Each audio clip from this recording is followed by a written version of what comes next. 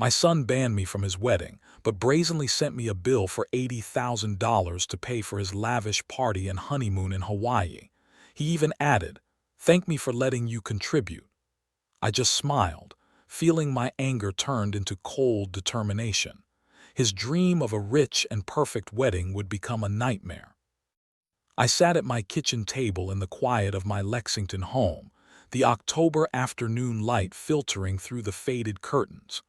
The envelope had arrived that morning, thick and cream-colored with Daniel's precise handwriting on the front. I had assumed it was the wedding invitation. Finally, after months of radio silence, my fingers traced the seal, a small thrill of hope stirring despite everything. I tore it open carefully, expecting elegant cardstock announcing the date, the venue, perhaps a note asking me to walk him down the aisle like we joked about years ago. No invitation. Instead, a stack of papers slid out, itemized bills, crisp and professional, totaling $80,000. My eyes scanned the lines. $50,000 for the mansion rental near Lexington, a sprawling estate with manicured gardens and crystal chandeliers. $20,000 for catering, including imported wines and lobster flown in from Maine. Another $10,000 for the honeymoon suite on Maui, complete with private beach access. And tucked at the bottom, a handwritten note from Daniel. "Dad, after the problems you've caused the family, be grateful that I allowed you to contribute. This covers your share. Send the check soon. Victoria and I are counting on it." I stared at the words, the paper cool and smooth under my fingertips. Problems. The problems he'd thrown in my face during our last argument, blaming me for not climbing higher in my engineering career, for the modest life we'd led after your mother's death. My hand trembled slightly as I set the note down, the itemized costs blurring for a moment.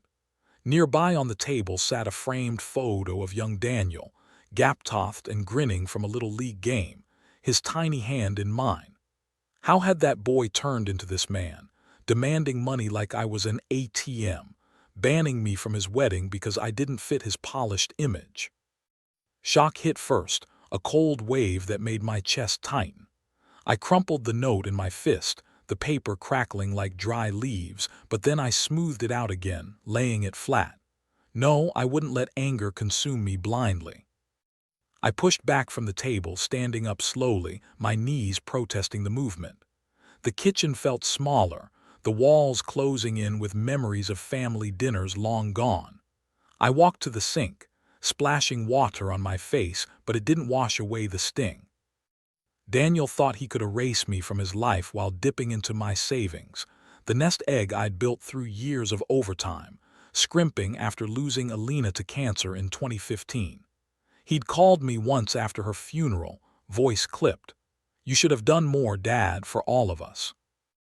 I returned to the table, picking up an old pocket watch, a family heirloom from my father, its chain worn from generations of hard work. It ticked steadily in my palm, a reminder of bonds that should endure. But Daniel had severed ours, hadn't he? Banning me because Victoria whispered that a simple pensioner would embarrass their tech executive crowd. I smiled then, a slow, bitter curve of my lips as the hurt twisted into something sharper. Resolve. I set the bill aside, folding it neatly, and felt a spark ignite deep inside, a plan beginning to form in the shadows of my mind. I glanced at the bill again, its numbers mocking me. The anger slowly ebbed, giving way to cold clarity. If Daniel thought he could manipulate me, he was mistaken. I knew a direct confrontation would get me nowhere. He'd dismiss me as always, but I could gather information, find cracks in their perfect plan. My old laptop sat on the kitchen counter, dusty but ready. Time to find out what they were really up to. That spark lingered as I glanced at the photo again, picking it up this time. Daniel's young face stared back, innocent and full of promise from a day at Jacobson Park when he was 8. He'd climbed onto my lap during a sudden thunderstorm, bearing his head in my shoulder while rain pelted the car windows. "Don't worry, Dad," he'd said, his voice muffled. You're the strongest." I'd held him close, promising to always protect him, just as Alina watched us with that warm smile of hers. I paced the kitchen now, the floorboards creaking under my steps, the scent of stale coffee from my morning mug hanging in the air. Those memories flooded in unbidden, weekends teaching him to swing a bat at the local field, his laughter echoing as he rounded the bases. We'd been unbreakable then, a trio against the world. But after Alina's death, everything shifted. Daniel was 25, already climbing the corporate ladder in tech, and he started pulling away. "You let her down, Dad," he'd accused one night over the phone in 2016, his voice laced with resentment. "If you'd made more money, maybe the treatments could have been better." I'd swallowed the pain, reminding him of the insurance battles, the second mortgage I'd taken to cover her care. But he didn't listen. He saw only my failures, the modest house, the reliable but unglamorous job. Last Christmas had sealed it.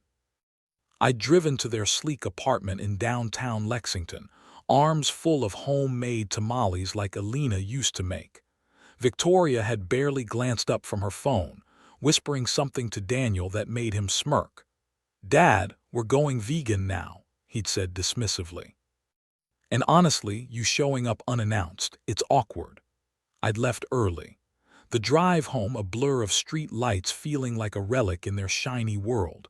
Now this bill, it was the final insult, demanding I fund their extravagance while they shoved me aside.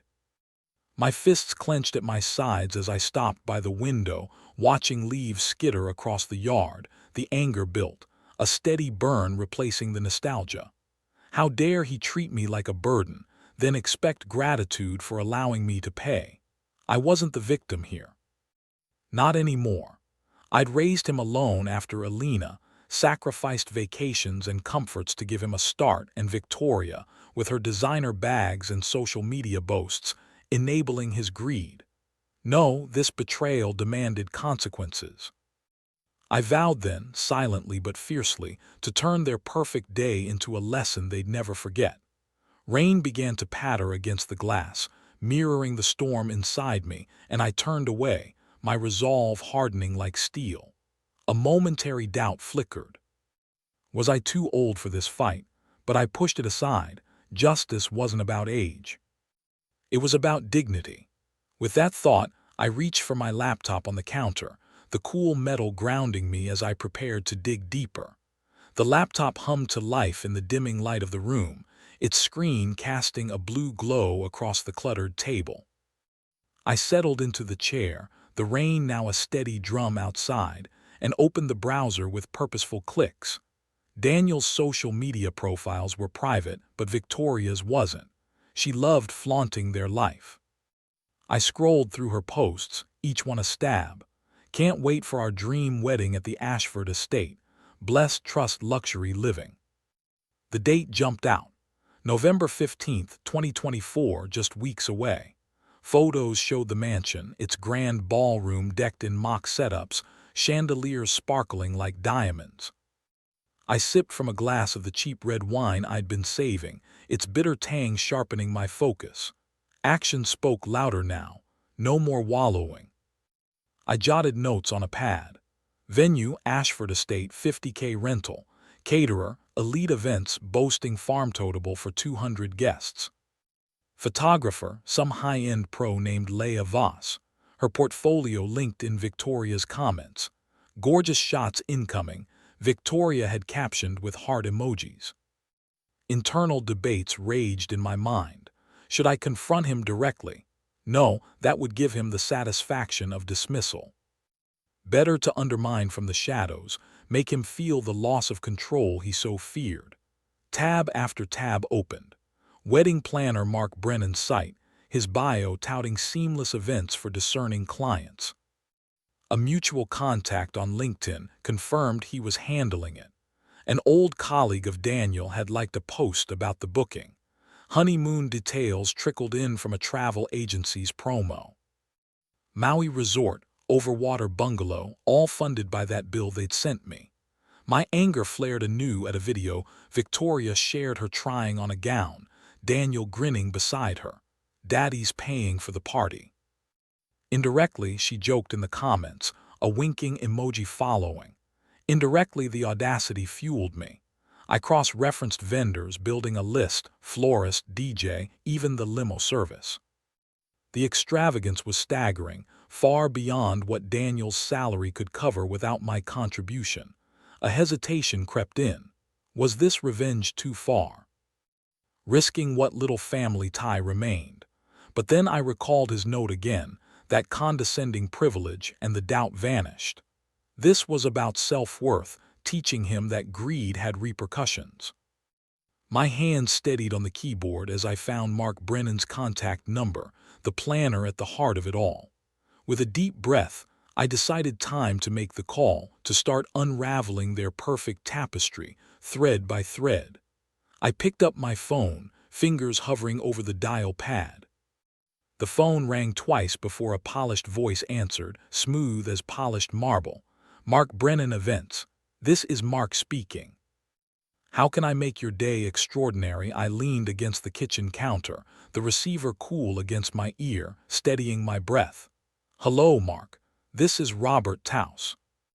I'm Daniel Miller's father, the one footing the bill for his wedding. A pause, then warmth flooded his tone. Mr.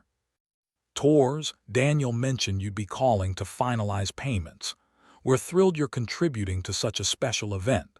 The Ashford estate is booked solid, and Victoria's vision is coming together beautifully. I let him ramble for a moment about floral arches and string quartets, my mind sharpening like a blade. Actually, Mark, I'd prefer to discuss this in person. Can we meet tomorrow? I have some details to clarify. He agreed quickly, suggesting his downtown Lexington office at 10:00 a.m. I hung up, the click echoing in the quiet room, and poured myself another glass of wine, swirling it as I envisioned his face when the truth hit. No more hiding behind notes and bills. I leaned back in the chair, adrenaline pulsing through me. The meeting with Mark was the first step, and I needed to be ready. I spent the rest of the evening reviewing the bill again, jotting down key figures to keep facts at hand. Before bed, I picked out a clean sweater and slacks. Nothing fancy, but enough to look serious. As I lay down, I felt the plan solidify like a house's foundation. The next morning I woke early, coffee in a thermos, keys in hand, ready to head out. The next morning I drove through light traffic, the autumn leaves swirling like confetti on the windshield. A brief hesitation gripped me at a red light. Was this the point of no return? But I dismissed it, accelerating as the light turned green. Mark's office was in a sleek building off Main Street, all glass and chrome, a far cry from my engineering firm's old brick setup. I parked and walked in, the lobby's sterile air carrying hints of expensive cologne. Mark greeted me with a firm handshake, his suit tailored and tie knotted perfectly. Mr. Torres, come in, coffee. He led me to a plush chair opposite his desk, piled with swatches and contracts. A framed photo of a beaming couple under a gazebo caught my eye, stirring a quiet resolve. That joy wouldn't be Daniel's. Not on my dime. We settled and he pulled out the file. So the $80,000 covers everything, venue, catering, even the honeymoon deposit. Daniel assured me it's all set. I leaned forward, my voice even. Did he? Tell me, Mark. Did Daniel mention that he banned me from the wedding? That I'm not even invited to this extravaganza I'm supposedly funding? His eyes widened, the pen slipping from his fingers. Banned? No, he said. Family contributions were handled. This is awkward, awkward. I echoed short and sharp. Try insulting.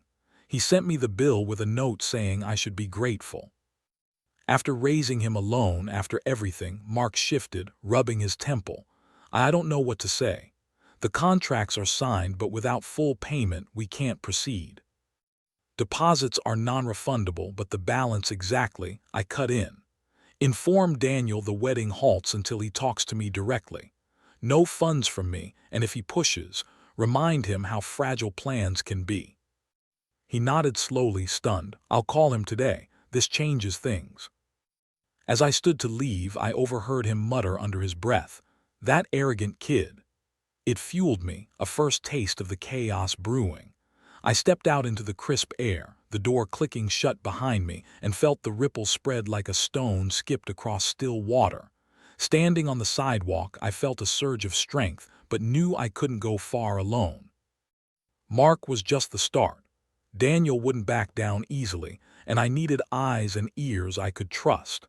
Alex's name surfaced in my mind, his number still saved in my phone despite years of silence. He knew Daniel better than most, and his new work as a detective could be useful. Sliding into the car, I took a deep breath, feeling the plan take shape, and started scrolling through contacts. In the car, I checked my phone, no missed calls yet, but the silence wouldn't last. As I merged onto the highway back toward home, my thoughts drifted to allies. Scrolling through contacts, I paused on Alex's name, untouched for years. Daniel's childhood best friend, the one he ditched when ambition took over. A quick memory flashed. Alex at 12, showing up at our door after his parents' divorce. Alina making him hot chocolate while Daniel and I played cards to distract him. I dialed before doubt could settle. "Alex, it's Robert Miller. Been a long time." His voice came through surprised but warm. "Mr. T. Wow, yeah, how have you been?" "Everything okay?" "Not exactly," I admitted. "Daniel's getting married, but it's complicated." "Can we meet? I need your expertise. Heard you're a private detective now with photography skills." He chuckled dryly. "Word gets around, sure." "The old cafe on Broadway in an hour." I agreed, hanging up as I turned into my driveway. The house felt less empty with purpose filling it. An hour later, I sat at a corner table in the cafe, the aroma of fresh baked scones mingling with falling leaves visible through the window. Alex arrived taller than I remembered, with a detective's keen eyes and a camera bag slung over his shoulder. We shook hands firmly, his grip steady. "Mr. T, you look good. Sorry about Alina." "She was like a mom to me too. Thanks, Alex, and call me Robert." I slid him a coffee. "Daniel banned me from his wedding but sent a bill for 80 grand. I'm not paying." I'm fighting back. His face hardened. "That sounds like him. Ditched me years ago when I wouldn't fake a reference for his job. Said I was holding him back with my small-time gigs." I nodded, probing gently. "Heard stories like that. Exploited others for his climb." "Oh yeah," Alex said, leaning in, his tone laced with old hurt. "In college, he borrowed my project ideas, claimed them as his. When I called him out, he ghosted me. Victoria is the same. All about the image. We planned over refills. He'd document the wedding from outside. Capture any fallout with photos and video, ready for public leverage if needed. A mutual acquaintance waved from the counter. Old Ms. Jenkins from the neighborhood, stirring a laugh. "Remember when you and Daniel pranked her with fake snow in July?" Alex grinned, but it faded. "Those days are gone," he changed. "Mine too," I replied. "But this alliance, it's real." We parted with a handshake, ideas swirling in my head like the steam from our cups. "What if we need more recordings, logs?" I asked, the question hanging as he nodded thoughtfully. "Come by my place tonight," I suggested. "Bring what you've got and let's start prepping for real." Alex grinned, his eyes sparking with enthusiasm. "Deal, Robert. I'll be there at 8. That question echoed as I drove home, rain starting to patter again on the roof. By evening, I had texted Alex to come over, unable to wait. He arrived at my door, toolkit in hand, the downpour turning the porch light into a hazy glow. "Ready to level up," he said, stepping inside, shaking off his coat. We moved to the living room where I cleared space on the coffee table. Dim lamps cast long shadows across the faded rugs, and I handed him a mug of hot coffee, its steam curling like a promise. "Show me how to protect myself." Recordings, cameras, the works. Alex unpacked gadgets, a small recorder, hidden cams, even apps for call logs. "First, legal basics," he explained, his voice steady and instructional. In Kentucky, one-party consent for recordings. Hit this button. Mid-call, I practiced on a mock setup, his demo exposing tactics Daniel might use. Gaslighting, deflection. Like when he blamed you for his mom's treatments not working, Alex said softly, "I remember you selling your car to pay bills." He ignored that. The words hit hard, pulling a memory. Alina in the hospital, her hand weak in mine. Daniel storming out after accusing me of not fighting harder. I shared it briefly, voice catching. She deserved better from all of us. "You gave everything," Alex replied, his intonation gentle yet firm. "I owe you. After my folks split, you let me crash here, tutored me in math." Daniel laughed it off, called me weak. We toasted quietly with our mugs to justice, not revenge. He walked me through camera placement. Angle it here for the door. Catches faces clear. I tested one, the feed crisp on my phone, a surge of strength rising as the image stabilized. But as the device hummed, a new thought intruded. What if Daniel called tonight? Sensing the shift, Daniel didn't call that night, but I knew the silence wouldn't last. The next day passed intense anticipation. I checked my phone, tested the cameras, took a walk around the block to calm my nerves. Every car passing by made me flinch, thinking it was him. By evening, I was on edge when the phone finally buzzed, his name flashing on the screen.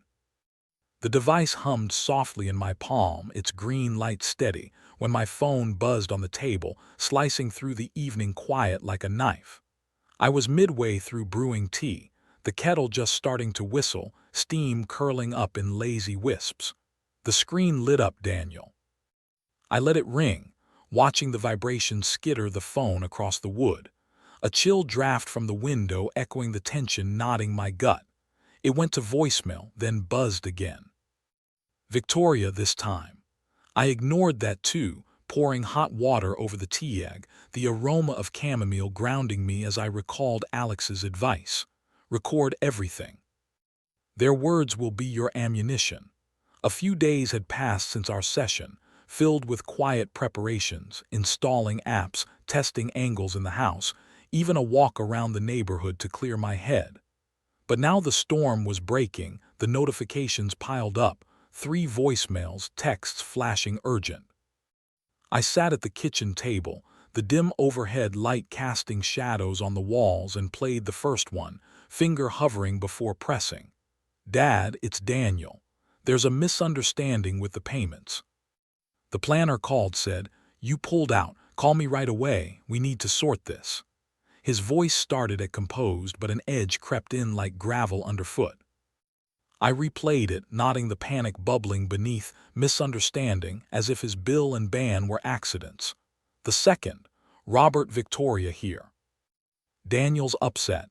The vendors are threatening to cancel without your contribution. Don't do this." It's petty, her tone clipped, superior, like scolding a child.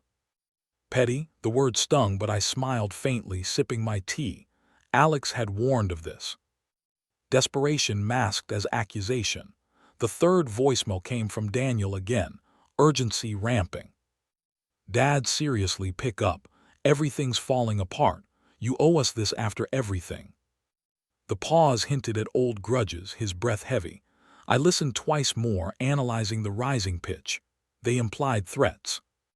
Rumors must be spreading. Mark had done his part. Then a call from an old mutual friend, Mrs. Hargrove, from down the street, her voice hesitant when I answered briefly. Robert heard whispers at the club. "Daniel's wedding troubles. People saying money issues. Hope you're okay." Her words sparked a twist. Public whispers already. I hadn't expected the ripple to reach so far so fast. It fueled me, a surge of control after years of being sidelined. But as I set the phone down, another voicemail pinged in. Daniel's voice cracking this time. "If you don't fix this, you'll regret it." The threat hung there, replaying in my mind as I stared at the screen. That threat echoed as the phone rang again the next evening, insistent like a heartbeat in the living room where I paced, the recorder app open and ready. I gripped the device tightly, letting it ring 4 times before answering, a deliberate pause to unsettle him. "Hello, Daniel, Dad, finally. What the hell is going on?" "Mark says you refuse to pay, you're sabotaging our wedding." His accusation burst out, voice pitching high with frustration. I breathed steadily, the carpet soft under my feet. "Sabotaging? You banned me. Sent a bill like I was a sponsor, not family. Remember your note, be grateful," a beat of silence. Then he exploded. "That was, look, it's not like that. Victoria's friends, the crowd, your retired dad. It wouldn't fit, but the money, you owe it. After Mom, after the struggles you caused." The jab at Alina twisted like a thorn, but I stayed calm, recording every word. "Oh, I raised you alone. Sold what I had for her care. You blame me then, ignore me now. No, Daniel. No payment, you're ruining everything." He shouted the words raw. "Victoria's furious. The caterers want deposits. The estate's holding the date but threatening fees." "Fix it?" I paused, drawing strength from the pocket watch on the side table. Its tick a reminder of enduring dignity. "Fix what you broke. Talk to me like a son, not a banker." Then Victoria's voice cut in. Speaker phone. I realized, "Robert, this is ridiculous. We're building a life. Your pettiness could cancel it all. Think of the embarrassment." Her interruption spiked the tension, her tone laced with disdain. "Embarrassment? Like banning your father-in-law. I think of the bill you sent. The honeymoon you expect me to fund while excluding me." Yet Daniel jumped back in defensive. "It's duty, Dad. Family contributes. Admit it. You're jealous of my success." The admission slipped out, jealousy as his excuse, and it hit like a revelation, exposing his ego. I countered firmly, "Success built on using people, not anymore." The line crackled with his heavy breathing. "You'll regret this. We're done." He hung up abruptly, the silence ringing in my ears, his words echoing as a key slip, a vulnerability laid bare that sharpened my resolve. That vulnerability lingered in my thoughts as I paced the hallway. The house quiet except for the faint hum of the fridge. Moments later, a text alert chimed. "Alex update, vendors demanding payment." Rumors flying at the estate, photos incoming. I opened the attachment. Blurry shots of workers pausing setups, a florist van idling uncertainly. The images fueled me. But then Daniel's texts flooded in. "Selfish old man, destroying our day over ego." Short stabbing accusations glowing on the screen. I scrolled heart steady when the neighbor's call came. "Mr. Ellis from across the fence. Robert saw Daniel yelling at a delivery guy yesterday. Rude as hell, demanding discounts like he owned the place, his voice gruff, supportive. Heard about the wedding mess. If you need backup, I'm here. Remember how he snubbed us at the block party? Acted too good." I leaned against the wall, phone to ear. "Thanks, Ellis." "What exactly happened with the delivery?" He chuckled dryly. "Guy dropped off invitations or something. Daniel bird him for a crease, said, 'Do you know who I am?' Victoria just watched. Folks are talking, vendors pulling out." The anecdote painted Daniel's arrogance vivid, a snub echoing his treatment of me. "Appreciate the intel, keeps me going." "No problem," Ellis replied, warm. "You've got community here." He doesn't. We hung up and I texted Alex back. More from neighbor. Daniel's alienating everyone. His reply perfect. Escalation incoming, preps faltering. But as I set the phone down, a new text from an unknown number popped up. Perhaps a vendor hinting at deeper trouble. "Mr. Taus Ray wedding cancellation fees."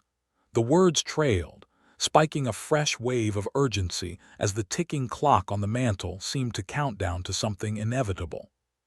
The gray light of dawn seeped through the curtains on November 15th, 2024, the wedding day, as rain began to patter against the window panes like impatient fingers.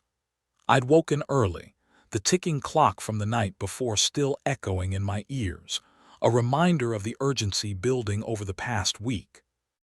Those days had slipped by in a rhythm of quiet vigilance, monitoring updates from Alex, ignoring the escalating texts from Daniel, even taking long walks in the crisp Lexington air to steel my nerves against any wavering doubt.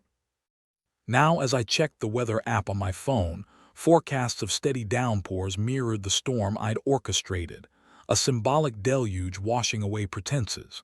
I brewed coffee, the rich scent filling the kitchen, and settled at the table with my device ready. Alex's first text came at 7:00 a.m. At the estate, vendors arriving or not, photos soon. I sipped slowly, the mug warm in my hands as images trickled in.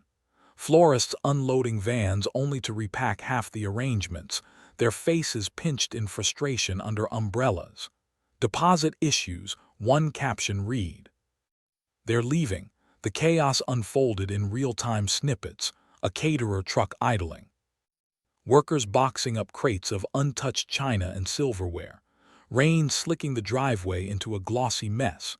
Guests started arriving around noon.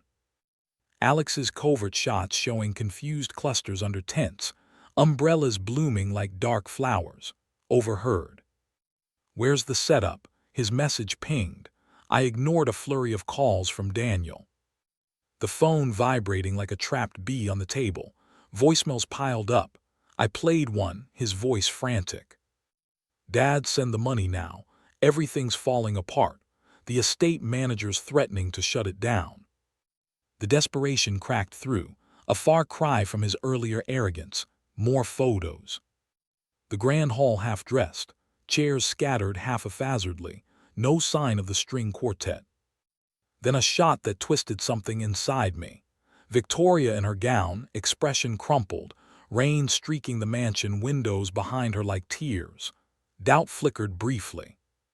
Was this too cruel, turning their day into a spectacle? But I recalled the bill's condescension, the band that cut deeper than any rain, and the doubt dissolved into quiet satisfaction. Justice wasn't gentle. By afternoon, Alex reported, guests milling, some leaving, rumors spreading, family feud over funds. I paced the room, rain drumming steadily outside, envisioning the humiliation unfolding miles away. Another voicemail from Daniel pleading, please Dad, wire it. Guests are laughing. Help. A guest's murmur in Alex's audio clip.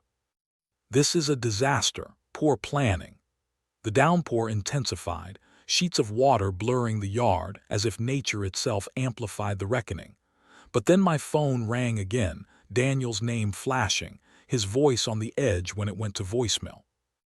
That mid-ring plea hung in the air as I let it roll to voicemail once more. The sound swallowed by a sudden pounding on the door, insistent and heavy amid the downpour. Rain dripped from the eaves and steady rivulets pooling on the porch steps. I approached slowly, peering through the peephole. Daniel and Victoria, disheveled in pajamas under hastily thrown coats, hair plastered wet, faces pale and drawn. I opened the door a crack, the cool mist spraying in. What are you doing here? Daniel pushed forward, water dripping from his sleeves onto the entry rug, forming a small puddle like an unwelcome intrusion. Dad, let us in. The wedding's ruined, vendors left, guests scattered in the rain. It's a joke now. Victoria huddled behind him, her makeup smudged, gown peeking absurdly from under her coat. Robert, please wire the money. We can salvage something. I stepped aside reluctantly, closing the door against the wind. They stood dripping in the hallway, the familiar scent of my home clashing with their desperation. Salvage. After banning me, demanding I pay like a silent partner, Daniel ran a hand through his soaked hair, voice breaking. It was a mistake. Victoria's idea, the image, but now everything's collapsed. Help us, Dad. For old times, I crossed my arms steady despite the emotional pull. A flashback hit during the pause. Daniel as a teen after Alina's funeral, accusing me of weakness while I buried my grief in work. It fueled me. Old times like when you blamed me for Mom's death, ignored me unless you needed cash. Victoria interjected, her tone wavering for once, vulnerability cracking through. We didn't mean it's the stress. The honeymoon's booked, deposits lost. Think of us, think of you. I echoed, calm but pointed. Would you value me without my wallet? Answer that. Daniel hesitated, eyes darting. Of course, your family, but success means standards. Please just transfer it. The admission standards over bonds hung heavy, exposing the shallowness. No, Daniel, this is the consequence. Greed has a price, he begged, then voice rising. You're destroying us, guests whispered. Vendors mocked. Fix it for your son. Victoria clutched his arm, whispering urgently, but I shook my head. Go learn from this. As I moved to open the door, Daniel's final words tumbled out. Raw, wait, Dad. I regret it. All of it. The rain roared outside and I closed the door on them, their footsteps retreating into the storm, resolve lingering like the echo of his regret. That echo faded into silence as I turned away, sinking into the armchair by the window, rain streaking the glass in fatting patterns. Their car lights pierced the dusk before vanishing, leaving the house wrapped in a comforting hush. The next few days blurred into reflection, fielding calls from curious neighbors, sorting through the emotional debris, even burning the original bill in the fireplace one quiet evening, its ashes a symbolic release. By week's end, Alex texted confirmation. Full collapse. The state refunded partial, but reps tanked. Buzz got me new clients thanks to the fallout. I called him, the line crackling warmly. Robert, you did it. Photos show the empty tents. Guests bailing, Daniel circles, whispering arrogance bit him. I leaned back, glancing at an open photo album. On the table, faded images of happier times stirring. But not overwhelming. Appreciate your help feels freeing. He laughed lightly. Anytime. Heard from him not since, but maybe he'll learn. Chatted about old pranks, the conversation turning to future plans, perhaps a trip for me unburdened later. An unexpected outreach. Mrs. Hargrove emailed, inspired by the rumors. Robert, your stand reminded me to value real ties. Coffee soon. It warmed me, alliances blooming from the chaos. I muttered to myself over a solitary toast with coffee. To dignity reclaimed. The home felt fuller, not with things but with self-worth. Daniel's lesson might sting, but growth often did. Hints of his regret suggested seeds planted. As the rain finally cleared, I stepped outside into the crisp air, sunlight breaking through clouds, a new path unfolding before me.